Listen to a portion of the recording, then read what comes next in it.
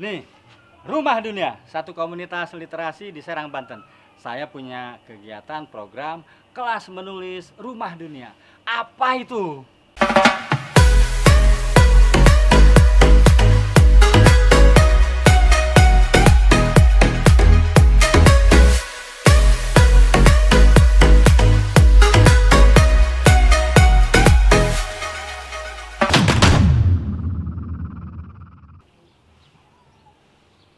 Nah, saya punya kelas menulis Rumah Dunia sejak tahun 2002.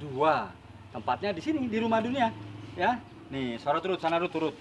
Tuh, Rumah Dunia. Ini luasnya 500 meter, ke dalamnya tuh 500 meter, jadi 1000 meter.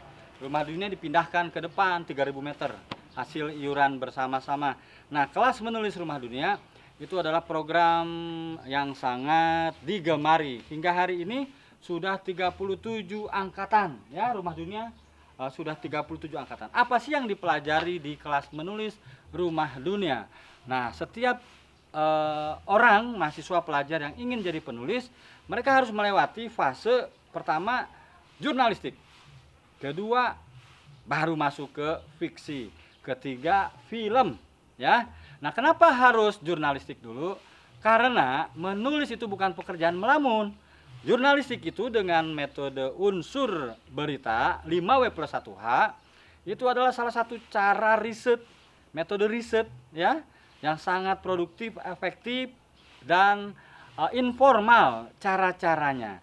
Jadi kalau saya mau mencari sebuah, kalau saya butuh menulis sebuah cerita, saya tidak duduk di toilet ngerokok, enggak. Saya pergi keluar traveling menggunakan 5W+1H tadi.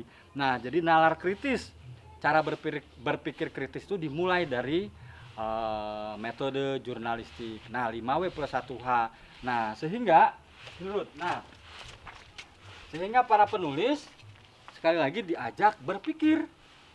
Awalnya berpikir, kemudian masukkan perasaan di sana. Nah, unsur-unsur intrinsik tadi. Jadi setiap kita menulis selalu harus mengawali dengan riset 5W+1H. Setelah selesai risetnya, riset lapangan, kemudian kita meng-cross checknya ke riset pustaka, baca bukunya, cari referensi koran dan sebagainya. Nah, setelah itu baru menggunakan imajinasi. Apa itu? Unsur intrinsik. Tadi sudah saya kasih contoh kan, cara bagaimana menggali ide, menemukan ide di ruang kerja saya, di mana-mana. Nah, barulah apa ya ide ceritanya, apa ya temanya, apa ya tokohnya, karakternya, setting lokasinya, setting waktunya. Jadi kadang-kala setting lokasi sama setting waktu sering orang bias. Jadi kalau misalnya Noval membuka masker, nah masker ini bisa sebagai penanda COVID-19. Kalau dia membuka helm berwarna hijau, oh berarti karakter tokoh itu ojek online. Begitu kan kalau hijau itu. Kalau dia misalnya memakai kaos berpunggung 10 misalnya, oh dia penggemar pemain seperti kaliber Messi. Nah, dari unsur imajinasi itu berkembang. Jadi kita harus mulai memahami bagaimana karakter tokoh itu tadi dengan propertinya, ya. Ada handpropnya. Kalau dia megang belati atau golok, oh barangkali dia tukang jagal misalnya, atau memang dia seorang pembunuh. Nah, jadi sekali lagi, setiap kita mau menulis, lakukan riset pustaka, riset lapangan, perhatikan sekeliling, gunakan metode jurnalistik, unsur berita, baru unsur intrinsik sebagai bumbu-bumbunya. Ingat, yang kecil bisa jadi besar, yang biasa bisa jadi luar biasa di tangan seorang penulis. Bertemu lagi ya di episode selanjutnya bersama Tip Menulis Golago.